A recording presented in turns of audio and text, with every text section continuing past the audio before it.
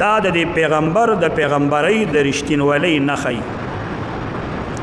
چې دنیا له یو پیغمبر الله راولېږو د دغه پیغمبر په ژوند او په نقشه باندې داسې امت جوړ شو، داسې امت د عمل والو. دا رب کریم د دې خلکو ته د دې پیغمبرۍ د حقوالي نښه بیانوي. اوس د دې پیغمبر پیژندلم لازمي چې یو انسان په خپل دور کې د پیغمبر معرفت وکړي، پیژنګلو د غیر پیغمبر نه. نو دې ټولو پیغمبرانو له الله پاک معجزې ورکولي چې دا خلق پیغمبران وپیژني. د پیغمبر د پیژندلو نه پس د کوم انسان هدایت ته اراده نو الله پاک هغه ته ایمان نصیب کړي. د کوم انسان هدایت ته اراده نه هغه بغض او حسد او عناد او ضد راوالي. کله چې یو انسان د چا په ضد کې راشي نو که هغه ته د اسمان راکوز کی دنیا ته او لاس کې ولکېږي هم هغه منل نه کوي، هغه ضد راغستی دی. د ټولو پیغمبرانو له خدای معجزې ورکړې وي او د ټولو پیغمبرانو نه زیاتې معجزې الله زموږ پیغمبر له ورکړي. د شوافع یو لوی عالم دنیا کې تیر شوی دی، سونو کلونه مخکې مړ دی. د هغه نوم دی جلال الدین سیوطي رحمه الله. جلال الدین سیوطي رحمه الله د نبی کریم علیه السلام په معجزاتو کتاب دی خصائص کبرا. خصائص کبرا کې زر معجزې اغلی کلی دي چې د نبی کریم علیه السلام زر معجزې نقل کړي هغه دي.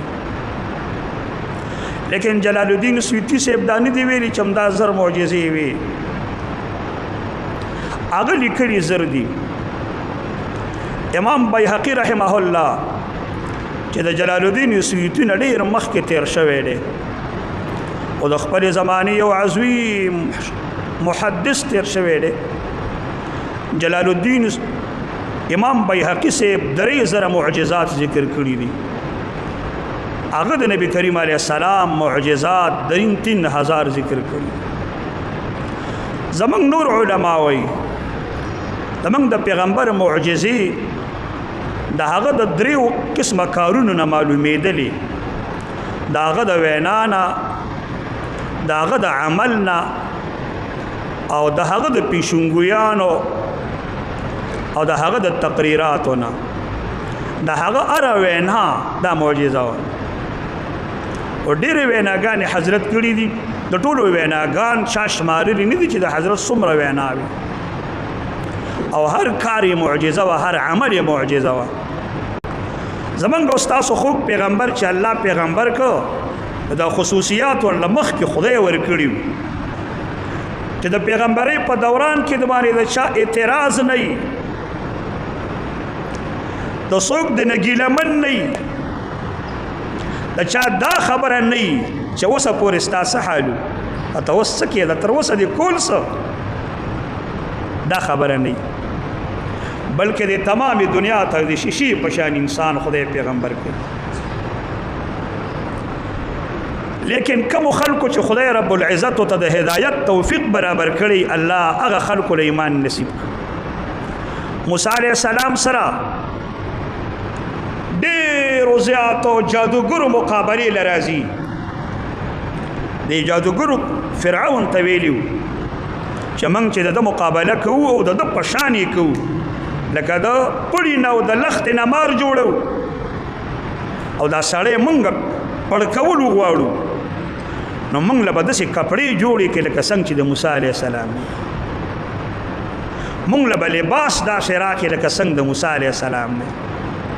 او موږ له به د بدن ټول حال او امسا داسې راکړي چې موږ دې میدان له ورشو نو هر یو په شکل د موسی علیه السلام پټکې هم د هغه په شان والي، ګیر هم د هغه په شاني، کپړو طرز هم د هغه په شاني، پیزار هم اچول یې د هغه په شاني،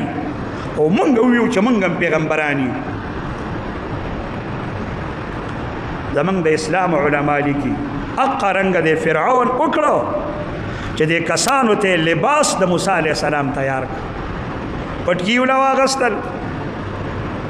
څادرونه یې ونه سپین واغستل، سپینې کپړې ولا وکړې دوی د موسی علیه السلام په چهرو په شکل ځان جوړ کړ نو چې ځان یې جوړ کړ عالمان وایي خدای پاک چې دې ساحرانو ته دا ایمان نصیب کوو وی مشابهت د موسی علیه السلام سره وکړو خدای د مشابهت په وجه ته ایمان نصیب مونږ او تاسو خو د خپلو پیغمبرانو مشابهت نه کوو کنه مونږ په دې ګیره چې کومې پیښې کوو ته به حیران لاړ شې چې خدای دا په ګیره کې ډیزاینونه پیدا شو په دې سر چې کومې نخرې کوو چې خدای نو دې سر په یختو کې نخرې پیدا شو چې په جامو کې څه پیښې کوو نه موږ نو یو پیښه خلاص نه ټولې پیښې د په عملو خلکو د پیغمبرانو نقشه او هغه اسې نقشه په ځان نه جوړو ورته خدای بندا دې خلکو 100,000 کسان دي یا 13,000 کسان دي د تاریخ په اختلاف خدای موسی علیه السلام په شان ځان جوړي خدای ته ایمان نصیب الله ته ایمان نصیب نقشه د پیغمبر جوړه کا